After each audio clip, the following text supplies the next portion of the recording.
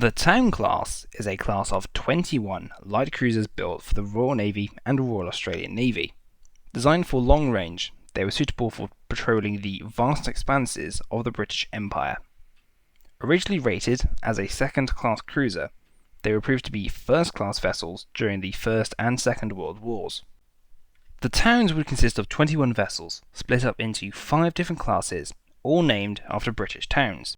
The vessels would be the first class of light cruisers built for the Royal Navy.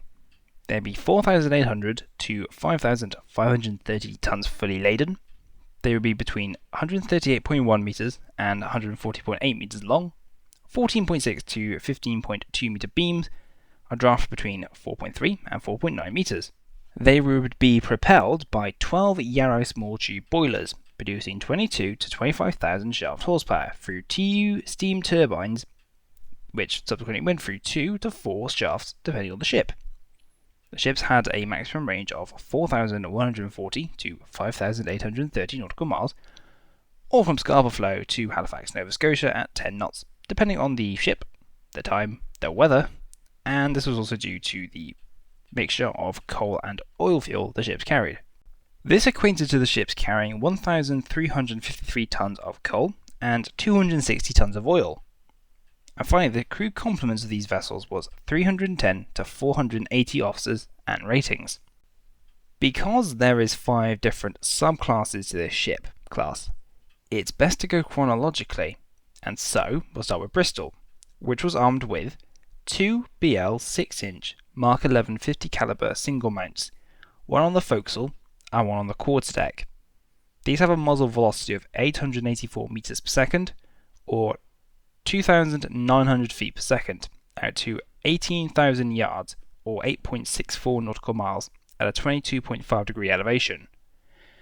10 BL 4-inch Mark 7 single mounts, located behind raised bulwarks along the side of the ship, with 5 mounts each side. These have a muzzle velocity of 2,852 feet per second, or 869 meters per second, out to 11,600 yards, or 5.27 nautical miles, at a 15 degree elevation.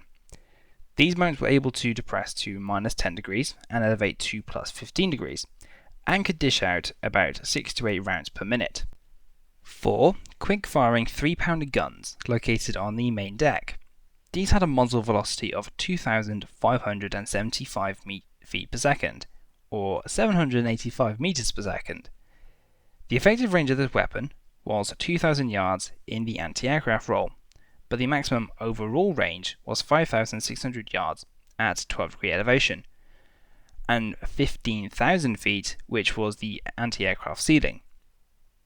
The mount was able to traverse 360 degrees and elevate to plus 12 degrees and depress to minus 5 degrees, and this was for the anti-Zeppelin work.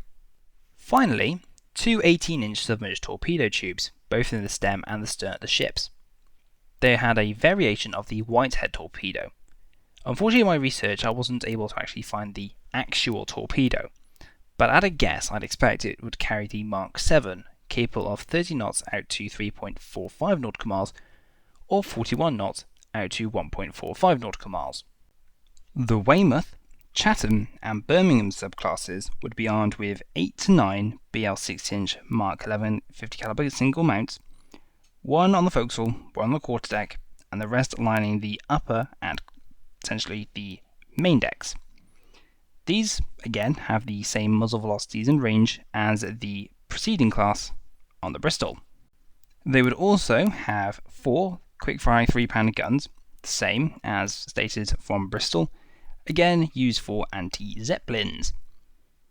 And finally, 2 21-inch torpedo tubes, again in the stem and stern of the ship, but this would be the Mark II, capable of speeds between 29 and 35 knots, out to a maximum range of 8,000 yards.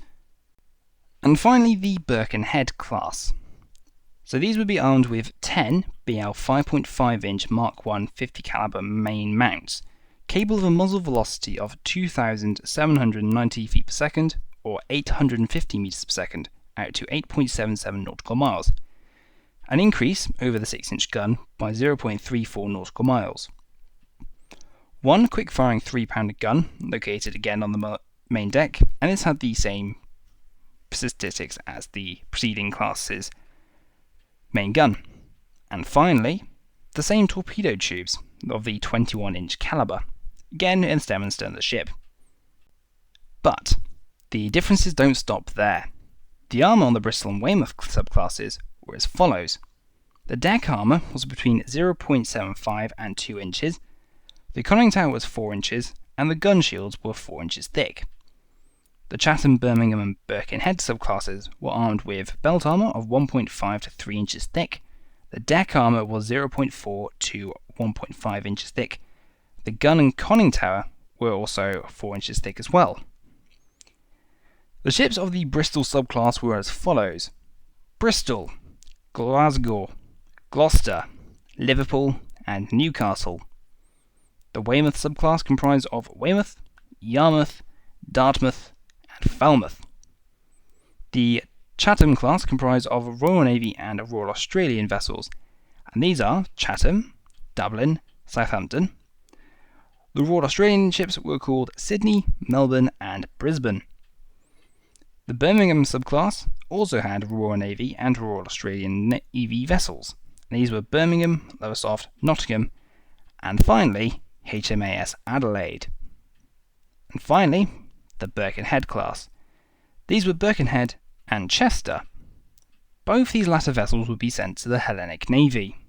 All the ships would be laid down between March 1909 to November 1915, launched between September 1909 and 1918, and commissioned between September 1910 to August 1922, with HMAS Adelaide, as the given nickname HMAS Long Delayed, after the wartime shortages and her being built in Australia led to her being started in 1915 and subsequently being commissioned 7 years later in 1922. It's a bit long to explain the histories of all the ships in the class, but I will do a breakdown of each subclass to make it better understood. But have a quick look at some of these ships of the class. Bristol was the lead ship of the class and fitted with an experimental configuration of 2 propellers, not 4, but you would find that on the rest of the ships of the class. Both the Bristol and Weymouth subclasses looked very similar in appearance, and the Weymouths having the larger guns. The Chathams and beyond would have a longer main deck, resulting in all the guns being brought to bear on the main deck except for the aft one, which was still on the quarterdeck, and the Birkenheads would have a tripod mast. Some quick notable ships are HMS Liverpool, which was escorting HMS Audacious when she hit a mine in 1914. She subsequently tried to tow the stricken dreadnought, but she couldn't tow her into harbour, and she subsequently sank. HMS Yarmouth became the Zeppelin killer, after her Sopwith pup took off and shot down L-23 near Dovjug in Denmark. HMS Weymouth took part in trying to catch SMS Königsberg, but she subsequently ended up at the Rufiji River, where she was subsequently scuttled.